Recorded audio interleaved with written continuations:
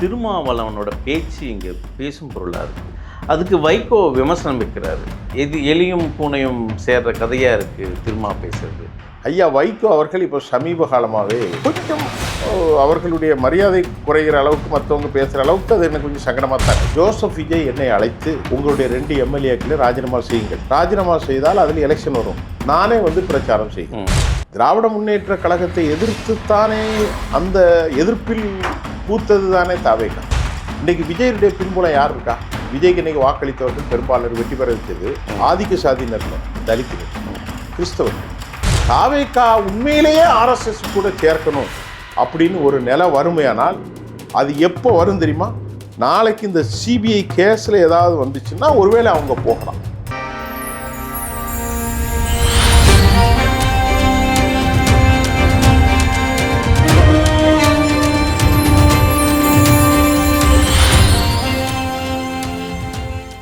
வாகை தமிழ் நேயர்களுக்கு வணக்கம். இந்த நேர்களில் நம்மோடு இணைந்திருக்கிறார் மூத்த ஊடகவியலாளர் திரு சுஃபியான் அவர்கள். வணக்கம். வணக்கம். திருமாவளவனோட பேச்சு இங்கே பேசும் பொருளாக இருக்குது. தேசிய அளவில் அந்த தேசிய அரசியலில் தாவேகாவும் திமுகவும் சேர்ந்து பயணிக்கணும் அப்படின்னு விருப்பப்படுறாரு. அதுக்கு வைகோ விமர்சனம் வைக்கிறாரு. எலியும் பூனையும் சேர்ற கதையாக இருக்குது திருமா பேசுறது. திருமாவுக்கு அரசியல் புரிதல் இல்லை, அரசியல் பழகணும் அப்படின்றார். நான் அதுக்கு கிளாஸ் எடுப்பேன்னெல்லாம் சொல்கிறார். இதை எப்படி பார்க்குறீங்க? இல்லை, அது அந்த செய்தியினுடைய உண்மைத்தன்மையை பற்றி தெரியல. இப்போ அமெரிக்க அதிபர் மாதிரி தான் எல்லாரும் பேச ஆரம்பிச்சிட்டாங்க. அதனால் திருமாவளவன் எனக்கு ரொம்ப எப்படி வேண்டியவரோ அதே மாதிரி அண்ணன் வைகோ அவர்களும் எனக்கு ரொம்ப வேண்டியவர். நம்ம அதை தாண்டி ஒரு அரசியல் பார்வை தானே பேசணும். எனக்கு வேண்டியவர் எங்கள் அப்பா இருக்கார், எங்கள் சித்தப்பா இருக்கார், நம்ம விட முடியாது. ஐயா வைகோ அவர்கள் இப்போ சமீப காலமாகவே கொஞ்சம் அவர்களுடைய மரியாதை குறைகிற அளவுக்கு மற்றவங்க பேசுகிற அளவுக்கு அது எனக்கு கொஞ்சம் சங்கடமாக தான் இருக்குது. இப்போ உதாரணத்துக்கு ஒரு கதை உங்களுக்கு நான் சொல்கிறேன். இப்போ வைகோ ஐயா அவர்கள் 84 வயது இருக்கும். அவர் ஐயாவுக்கு பெரிய ஒரு ஆய்வாளர், ஒரு பெரிய கல்வியாளர், ஒரு பெரிய நாடாளுமன்ற ஸ்பீக்கர், ஒரு போராளி. அவர் சாதாரணமான விஷயம் கிடையாது. அவர் யாரும் விமர்சிக்கிற அளவுக்கு அவர் தனது தரத்தை கீழ் தாத்தக்கூடாது. இப்போ தனியாக சுஃபியான் அவர்கள் இந்த காணொலி கூட அவர் பார்ப்பார், பார்த்து கூட ஐயா எனக்கு ஃபோன் கூட போடலாம், அதை பற்றி தப்பு இல்லை. ஏன்னு கேட்டால் அவர் அளவுக்கு யாரும் கிடையாது. ஒரு பெரிய லெஜெண்ட். அவர் வரலாற்று ஆய்வுகள்லாம் படித்தவர். அவர் ஒரு விஷயத்தை சொல்கிறார். என்ன சொல்கிறாரு? ஜோசப் விஜய் என்னை அழைத்து உங்களுடைய 2 எம்எல்ஏக்களை ராஜினாமா செய்யுங்கள், கடையனூரையும் மற்றும் இன்னொரு ஊர் அந்த ஒரு சீர்காழியும், ராஜினாமா செய்தால் அதில் எலெக்ஷன் வரும், நானே பிரச்சாரம் செய்கிறேன் அவர் சொன்னார். அது ரெக்கார்ட் ஆயிட்டு. அப்புறம் என்ன சொல்கிறாரு? ஜோசப் விஜய் சொல்லலை, நான் தான் சொன்னேன், நான் ராஜினாமா பண்ணுறேன், அது அவருக்குரிய ஸ்டைலில், நீங்கள் எனக்கு பிரச்சாரம் பண்ணுங்க அப்படின்னு நான் தான் சொன்னேன் என்று சொன்னோன்னா நம்ம ஆட்கள் தான் இருப்பானே யார்? அதுக்குன்னே ஒரு கூட்டம் அலையுதை கட் பண்ணி போட்டு விட்டாங்க. இப்போ அவரும் பார்த்துருப்பார், நம்முடைய மரியாதைக்குரிய ஐயா வைகோ அவர்களும் அதை பார்த்துருப்பாங்க. ஏன்னு சொன்னோன்னா இதெல்லாம் ஒரு குறிப்பிட்ட அரசியல் பண்ணி பொடா சட்டத்தில் 19 மாதம் சிறையிலிருந்து நாடாளுமன்றத்தில் மிஸ்டர் ராஜீவ்காந்தி என்று சொல்லி அப்படியெல்லாம் பெரிய புகழ்பெற்ற பேச்சாளர், அற்புதமான பேச்சாளர். அவர் இந்த மாதிரி நடைப்பயணங்களெல்லாம் அந்த காலத்தில் 1977 திரு கருணாநிதி அவர்களோடு இன்னைக்கு பெரிய அளவில் இருந்தார். அன்றைக்கி எம்ஜிஆருடைய ஆட்சி வருகிறப்போ தான் நான் சின்ன பையன், எனக்கெல்லாம் அதிகமாக நாலேஜ் இல்லை. அப்படிப்பட்ட ஒரு மாபெரும் அரசியல் பின்புலத்தை கொண்ட வைகோ அவர்கள் இந்த அளவிற்கு எல்லாராலையும் விமர்சிக்கிற அளவுக்கு அவர் போயிட்டார். ஒன்று. இரண்டாவது, திருமாவளவன் என்ன சொன்னார்னு சொன்னீங்க? தாவேகாவும் திமுகவும் தேசிய லெவல் அரசியல் அது சொன்னது அசல் தானே? ஆமாம். சரி. இப்போ திருமாவளவன் அவர்கள் ஏன் இந்த மாதிரியான ஒரு கருத்தை சொன்னாருங்கிறது எனக்கு பெரிய சங்கடம். அவர் புரியல எனக்கு. எப்படின்னா, திராவிட முன்னேற்ற கழகத்தை எதிர்த்துத்தானே அந்த எதிர்ப்பில் பூத்தது தானே தாவேகா. இப்போ நான் என்ன சொல்கிறேன் இப்போ நீங்கள் பாருங்கள் சார், எப்படின்னா திமுகவுடைய எதிர்ப்பில் தானே சார் தாவேகா பிறந்துச்சு. திமுக பாரம்பரிய வாக்கு, அப்பாவுக்கு பிறகு பிள்ளை, தாத்தாவுக்கு பிறகு பேரன், இப்படி சொல்லி பெரிய ஊழல்வாதிகள், மோசமான ஆள்கள், அப்பாவை காணோம், இப்படியெல்லாம் பரிகாசம் பண்ணக்கூடிய அளவுக்கு திமுகவுடைய முழுக்க எதிர்ப்பில் தான் தமிழக வெற்றி கழகம் பிறந்தது, அப்படித்தானே? ஆமாம். இப்போ அவங்க 2 பேரும் எப்படி போய் தேசிய அளவில் இல்லை, திருமாவளவனோட அரசியல் பார்வை வந்து தேசிய அளவில் வந்து பாஜகவை எதிர்க்கிறதுக்கு மாநில அரசுகள் ஒற்றுமையாக இருக்கணும். இங்கே அந்த இடத்துல பேசுகிறாரு. அதில் தானே பாஜகவுடைய வெற்றி இருக்கு. இப்போ அதிமுகவும் திமுகவும் தேசிய அரசியலில் எப்போ ஒன்றாண்டாங்க? நான் கேட்குறதுக்கு பாருங்க, அம்மையார் செல்வி ஜெயலலிதா இருந்தாங்க. அவங்க வந்து பாஜகவின் பக்கம் சேர மாட்டேன்னு சொல்லிட்டாங்க. கடைசியில் மரணிக்கு வரைக்கும் அவங்க சேரலை. அப்போ வந்து டிஎம்கே அவங்களும் சேரலைல்ல. மோடியா இந்த லேடியான்னு ஷி ஹட் கண்டஸ்டட் அலோன், தனித்து வெற்றி பெற்றார்கள். She got 37. எந்த கூட்டணியுமே அவங்க சேர்க்கலை. அப்போ திமுக அதிமுக எப்படி ஆரம்ப காலத்தில் உதிர்ந்ததோ, திமுகவின் எதிர்ப்பில் அதிமுக டாக்டர் புரட்சித் தலைவர் எம்ஜிஆர் அவர்கள் கொண்டு வந்தார்களோ, அதே போல் திமுகவினுடைய எதிர்ப்பில் உருவான கட்சி தானே இது. இப்போ வந்து திருமாவளவன் அவர்கள் சொல்வது அவ்வளவு ஏற்புடைய கருத்தாக எனக்கு தெரியும். அவர் வந்து ஒரு எண்ணத்தில் சொல்லியிருக்கலாம், அது சாத்தியமில்லை. திருமாவளவன்றதுக்கு நான் சொல்வது, நீங்கள் பிரிந்து போய்விட்டீர்கள். திராவிட முன்னேற்ற கழகத்தை விட்டு இல்ல, அவரோட ஸ்டேட்மெண்ட் வந்து நான் திமுக கூட்டணியிலிருந்து வெளியும் வரல, அது இங்க திமுக தாவேகா கூட்டணியிலும் இல்ல, விடுதலை சிறுத்தைகள் அமைச்சர்கள் இருப்பதால் நாங்கள் தாவேகாவுடன் கூட்டணி அமைச்சு விட்டோம்னு என்ன வேண்டாம் அப்படின்னு ஒரு கருத்து தெரிவிக்கிறார். அது காங்கிரஸ் தரப்புல இருந்து ஒரு ஏளனம் வருது, வைகவும் ஏளனம் செய்யறாரு. ஆனால் அவரோட பார்வை வந்து பாசிச பாஜகவை எதிர்க்கிறதுக்காக பல கட்சிகள் ஒன்று திரட்டுறதுல தவறு இல்லையே சார். எப்படின்னாலும் நீங்கள் ஒன்று சேர பற்றி தப்பு இல்லை. ஒரு பொது கருத்தின் அடிப்படையில் எல்லாரும் ஒன்றிணையலாம். ஆனால் விஜயை பற்றி யாராலையுமே அறிய முடியலையே சார். அவர் பாசிச பாஜகன்னு நீங்கள் சொல்கிறீங்க, அவர் சொல்கிறாரு, விஜய் சொல்கிறாரா? அப்போ எப்படி சார் நமக்கு சூட் ஆகும்? நான் கேட்குறேன், விஜய் வந்து இந்திய கம்யூனிஸ்ட்டு, காங்கிரஸ் கட்சி, காதர் மீதினுடைய இந்திய யூனியன் முஸ்லீம் லீக், விடுதலை சிறுத்தைகள் எல்லாரையும் அழைத்தார். 106 சீட் இருக்குது, இவங்க 13, 119, அதோடு முடிஞ்சிருச்சு. எனஃப். அவர் வந்து உண்மையிலேயே கொள்கை ரீதியாக இருந்திருந்தால், பாஜகவினுடைய மதச்சார்பின்மை, திமுகவை பேசுகிறார், கரெக்டு தான், திமுக ஊழல் கட்சி தான் எல்லாம். பாஜக நல்ல கட்சியா? இல்லை, பாஜகவுக்கு எவ்வளோ இந்தியாவிலேயே மதத்தை சொல்லி மதத்தை விட சாதி வரியை தூண்டி அரசாங்கங்களுக்கு வருவது தான் பாஜக. உங்களுக்கு தெரியாது, உத்தரப்பிரதேசத்துலேயும் பீகார்லையுமே பாருங்கள், ஒரு பக்கம் இங்கே எப்படி இந்துக்களை எல்லாத்தையும் ஒருங்கிணைச்சி முஸ்லீம்களை தனிமைப்படுத்துகிற மாதிரி உத்தரப்பிரதேசத்துலேயும் பீகார்லையும் யாதவர்களை தனிச்சு வச்சு மற்ற ஜாதியெல்லாம் ஒன்றாத்து கூட்டுவோம். அவ்வளோ பெரிய மோசமான பின்புலம் கொண்டவர்கள் தான் பாஜக. நல்லா புரிந்துக்கிடணும். இந்து மக்கள் இன்னைக்கு பல பேர் வந்து கூன்னு கூவிட்டு இருக்கான். இப்போ எவனும் அந்த பக்கம் போகலை. 3% கீழே வந்துருச்சு. இல்லை, ஆஸ் எ சீனியர் ஜேர்னலிஸ்ட் நீங்கள் தாவேக அரசியல் அதை நகர்வை எப்படி பார்க்குறீங்க? இந்த பக்கம் திருமாவளவும் சரி, மற்ற இடதுசாரிகளும் சரி, இந்திய முஸ்லீம் லீகும் சரி, இதெல்லாம் இல்லை விஜய் வந்து பாஜகவின் எதிர்ப்பாக தான் பார்க்குறாங்க அப்படின்னு பேசுகிறாங்க. அவரோட அரசியல் நகர்வு, அவரோட அரசியல் ஆட்சி எப்படி பார்க்குறீங்க சார்? தமிழ்நாட்டை பொறுத்தவரை குறித்து வச்சுக்கிடுங்க, பாரதிய ஜனதாவுக்கு ஆதரவாக இருந்த ஒரு கட்சி எந்த கட்சியும் இனி விளங்கவே செய்யுது. பிஜேபிக்கு ஆதரவாக ஒரு கட்சி போயிட்டா மக்கள் மனசில் என்னமோ தெரில, பிஜேபி ஐடியாலஜி பற்றி தெரியாதவங்க கூட அதுக்கு யார் சார் போடுவாங்கிற மாதிரி ஒரு இல்யூஷன் உருவாக்கப்பட்டு விட்டது தமிழ்நாட்டில். எத்தனை தலைமுறைகள் எடுத்தாலும் பாரதிய ஜனதா தமிழ்நாட்டில் வர முடியாது. அது என்னன்னு தெரில. இன்றைக்கி விஜயனுடைய பின்புலம் யார் இருக்கா? விஜய்க்கு இன்றைக்கி வாக்களித்தவர்கள் பெரும்பாலர் வெற்றி பெற வச்சது பிராமணர்கள் அல்ல, ஆதிக்க சாதியினர் இல்லை, தலித்துகள், கிறிஸ்தவர்கள், இஸ்லாமியர்கள் கிடையாது. இஸ்லாமியர்கள் ஒரு 30 விழுக்காடு தான். தலித்துகளும் கிறிஸ்தவர்களும் இடைநிலை சாதியினர் தான் பெரும்பான்மையாக வாக்களித்திருக்கிறார்கள். ஆதிக்க சாதியிலிருந்தும் இளைஞர்கள் வாக்களித்திருக்கிறார்கள். இஸ்லாமியர்களில் ஒரு 30% இளைஞர்களும் ஏழை முஸ்லீம் பின்புலம் கொண்ட பெண்களும் வாக்களித்திருக்கிறார்கள். பாரம்பரிய முஸ்லீம்கள் 70% வாக்களிக்கவே இல்லை. அவன் இன்னுமே திமுகவினுடைய அடிமையாகத்தான் இருக்கான். ஏல முஸ்லீம் சமூகத்தில் 70% பேர் திமுக தான் கண்மூடித்தனமாக ஆதரிக்கான். அதுக்கு காரியம்லாம் ஒன்றும் இல்லை, தெரியல. ஒரு உதாரணத்துக்கு சொல்ல வரேன். இப்போ பிராமணர்கள் கட்சியை பாருங்கள், பாஜகவை கண்மூடித்தனமாக ஆரம்பிப்பான் 95% ஐயர்கள். நாடார்களில் ஒரு குறிப்பிட்ட பிரிவு ஆரம்பிக்கணும். ஒரு பேஜுக்கு சொல்ல வரேன், அது அவர்களுக்கு என்ன செய்யுதுன்னு தெரியல. சரி, அதை விட்டுருங்க. அதே மாதிரி தாவேகா வந்து நான் நினைக்கிறேன், தாவேகா பிஜேபி எதிர்ப்பில் திமுக எதிர்ப்புக்கு மாதிரி அவங்க உறுதியாக நின்றா மட்டும்தான் அவங்க தமிழ்நாட்டில் இடம் கிடைக்கும். ஓகே, நல்லா கவனிச்சுக்கிடுங்க. ஆனால் இப்படி கழுவுற மீனில் நழுவுற மீனாக போனால் இப்போ அவங்களுக்கு மேலே ஒரு பயங்கரமான குறை ஒன்று சொல்கிறேன், நீங்கள் கவனிங்க சார். இவர் பெரிய ஒரு ஃபுல் டைம் அரசியல்வாதியாக மாறிட்டார். சின்ன கருணாநிதி மாதிரி மாறினார். எப்படின்னு கேளுங்க. அவர் என்ன சொன்னார் தெரியுமா? இப்போ போன வாரம் நான் ஊழல் செய்ய மாட்டேன், என்னுடைய ஆட்களும் ஊழல் செய்ய அனுமதிக்க மாட்டேன், இதற்கு முன்பு ஊழல் செய்தவர்களே சும்மா விட மாட்டேன். இப்போ எல்லாருமே நான் வந்து எக்ஸ்பெக்டட் லாட், பரவாயில்லையே, நான் ஊழல் செய்ய மாட்டேன், எனக்கு போதிய அளவு பணம் இருக்கிறது, என் கூட இருந்தவனும் நல்ல சின்ன பசங்க எல்லாரும் ஊழல் செய்ய மாட்டாங்க.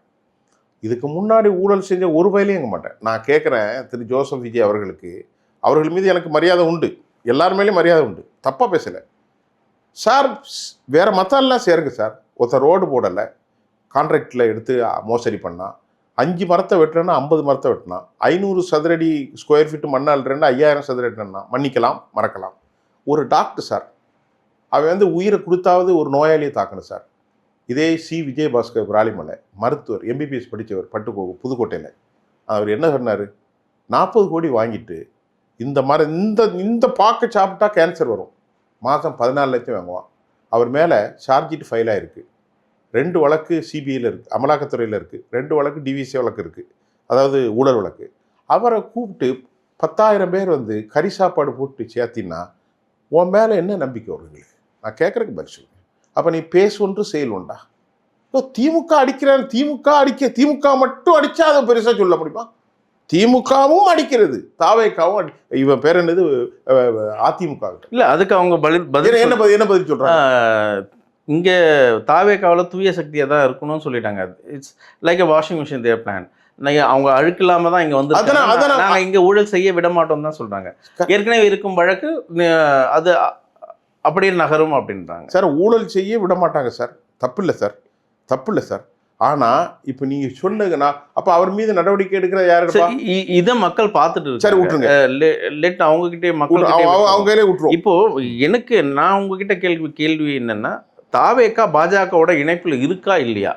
அவங்களோட பாஜகவோட ப்ராமிசரியில தாவேக்கா செயல்படுதா இல்லையா? நிச்சயமா இல்லை. திமுகவுக்கும் பாஜகவுக்கும் நல்ல உறவு இப்போ இருக்கு. எனக்கு கிடைச்ச ஆதாரம் டெல்லி சோர்ஸ் மூலம். தாவேக்காவுக்கும் பாமக பாஜக தொடர்பு இன்னைக்கு வரைக்கும் இல்லை. இன்னைக்கு ஒரு விகடன்ல ஒரு article, Trisha Vijay RSS it's a triangle politics அப்படின்னு ஒரு ஆர்டிக்கல் போட்டிருக்காங்க. திரிஷா ஆர்எஸ்எஸ்ஸை கையாளும் திரிஷாவை கையாளும் விஜய் இப்படின்னு ஒரு ஆர்டிக்கல் வந்திருக்கு. இது எப்படி பார்க்குறது? இல்லை, இது வந்து நான் அதாவது திரிஷா பின்னாடி ஒட்டுமொத்தமாக ஆர்எஸோட பின்புலம் இயங்கி அது வந்து தப்பு. அது எப்படின்னா, அவர் வந்து ஒரு பிராமின், யார் திரிஷா, இவர் ஜூனியர் விகடனும் ஒரு பிராமின், ஆர்எஸ்எஸும் ஒரு பிராமண அமைப்பு. நான் சொல்கிற புரிஞ்சுக்கிட்டா, ஆர்எஸ்எஸ்ஸின் மீது எனக்கு 1008 விமர்சனம் உண்டு. ஆனால் திரிஷாவை சொல்ல கேட்டுக்கிட்டு ஒரு பண்ணாங்கங்கிற மாதிரி ஒரு முக்கோண விஷயம்னா, have you got off any appropriate evidence? You make something statement. ஏதாவது ஒரு ஸ்டேட்மெண்ட்டை நீங்கள் விடலாம், செய்யலாம், ஏற்படுத்தலாம். நான் கேட்குறது கைண்ட்லி புட்டிட்டு ஒரு appropriate evidence. As a journalist we expecting lot, we trust with இந்த யுவர் வேர்டு. உங்க மேல நான் ரொம்ப அதிக நம்பிக்கை வச்சிருக்கேன் வார்த்தையில. அதுக்கு என்ன ஆதாரம் சொல்லலாம்? என்ன ஆதாரம் சொல்லலாம்? முக்கோணம் போட்டா பத்திரிகை. திரிஷாவோட தாய்மாமன் இஸ் டிராவலிங் வித் ஆர்எஸ்எஸ் கேட. திரிஷாவினுடைய தாய்மாமன் ஒரு ஒரு அதிகார பதவியில் தான், ஆர்எஸ்எஸ்ஸில் ஒரு அதிகார பதவியில் இருக்காரு. அந்த வே தான் வந்து விஜயை வந்து பொலிட்டிக்கல் என்ட்ரியில கொடுத்து இந்த அளவுக்கு எடுத்துட்டு வந்திருக்கு அப்படின்ற சார். ஒன்று சார், ஜோசப் விஜய் பிறந்து பொறப்பால வந்து ஒரு கிறிஸ்தவர், ஒரு வெள்ளாளர் சமூகத்தை சார்ந்தவர். வெள்ளாளர்னா சைவ புள்ளமார். இன்னொரு சைனும் அதில் சொல்கிறாங்க, விஜய் அணிந்திருக்கும் யூனிஃபார்ம் எலெக்ஷன் டைம்லையும் சரி, தேர்தல் டைம்லையும் சரி, இந்த காக்கிஸ் அண்ட் ஒயிட் இருக்கு இல்லையா, அது ஆர்எஸ்எஸோட இல்லை அப்படின்னு ஐடியாலஜி. அப்படி நிறைய பார்க்கலாம். ஒரு சின்ன விஷயத்தை சொல்கிறேன். விஜய் வந்து அவர் தன்னை எல்லாருக்குமாக அடையாளப்படுத்துகிறார். அவர் வந்து முதல் கலந்து கொண்ட மத விழா இஸ்லாமியர்கள் விழா தான். நோம்பு கஞ்சி குடித்தது, பள்ளிவாசலில் தொழுதது. இரண்டாவது அவர் கலந்து கொண்ட விஷயம்தான் சாய்பாபா கோயிலுக்கும், அதுக்கு முன்னாடி நம்முடைய திருச்செந்தூர் முருகன் கோயிலுக்கும் போனார். அதற்கப்புறம் அவர் கத்தோலிக்க திருச்சபைகளுக்கு போகிறாரு, இப்போ சர்ச்சுக்கு போகிறாரு. அவருக்கு வந்து அந்த மத விஷயங்கள் இல்லை, மத விஷயங்களுக்குள் அவரை கொண்டு வர முடியாது. ஆனால் திரிஷாவின் மூலம் ஒரு பிராமணராக பிறந்த உடனே அவர் ஆர்எஸ்எஸ்ல இருப்பார் அப்படிங்கிறது சொல்கிறது வந்து ஏற்புடையதான ஒரு கருத்தாக தெரியல. எத்தனை பிராமணர்கள் இந்த ஆர்எஸ்எஸ் லாபியை பண்ணுறாங்க? முதல்ல ஆரம்பத்தில் திரு ரஜினிகாந்த் வருகின்ற போது அவருடைய ஒய்ஃப் ஒரு பிராமின் பெண், யாரு, லதா. அவர்களுக்கும் ஆர்எஸ்எஸ்க்கும் பெரிய தொடர்பு என்று பத்திரிகையில் எழுதினார்கள். இதை என்னமோ எனக்கு ஏன் வந்து திரிஷாவின் மூலம் பார்க்கணும், ஏன் விஜய் பார்க்க முடியாதானே? நான் கேட்குறது பழிச்சு, திரிஷாவை வச்சு தான் விஜய் பார்க்கணுமா? விஜய் எல்லாருக்கும் தெரியுமே.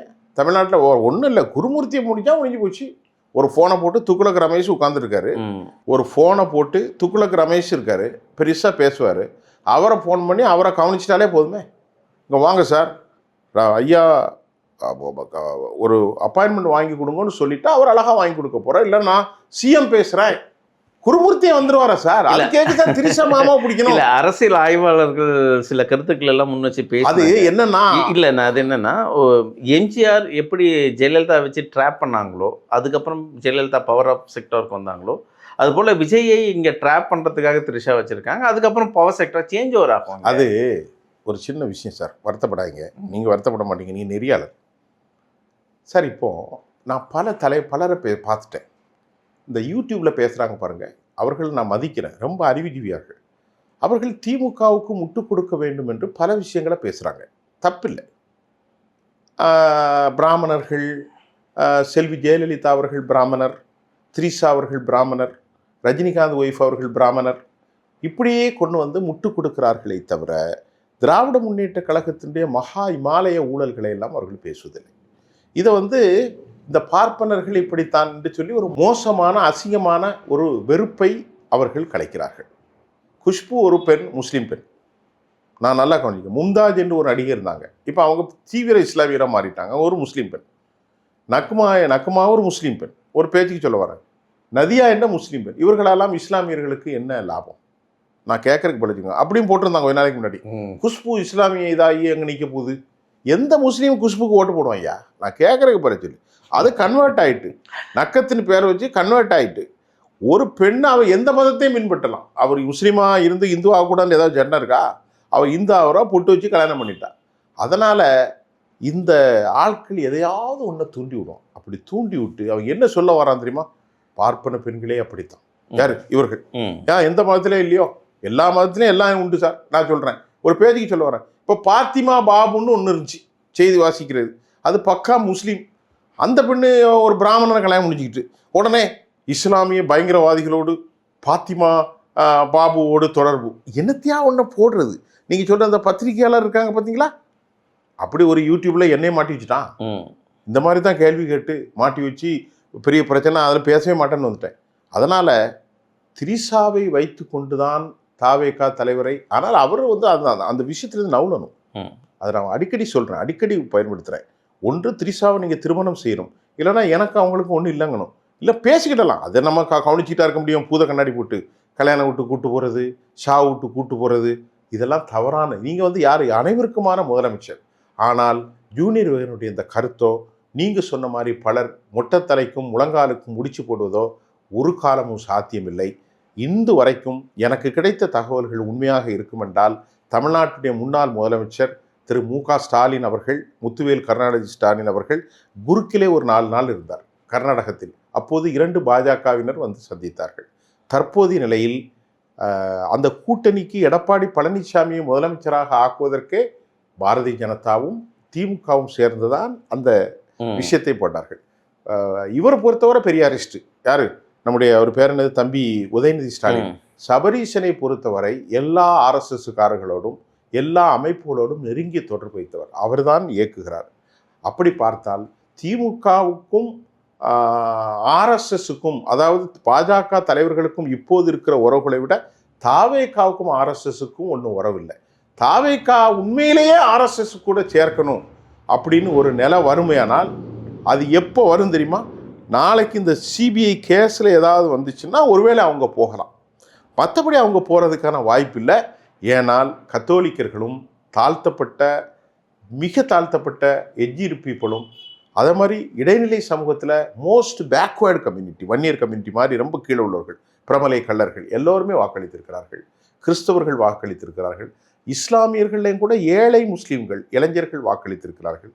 இந்த டென்ட் பாப்புலேஷன் அவர்கள் அந்த வாக்கு உறுதியை 35% நீங்கள் நம்ப மாட்டீங்க, 22% இதுதான் இருக்கும். 25% இருக்கும். ஒரு 10% தான் ஆதிக்க சாதிகள் வாக்காக இருக்கும்.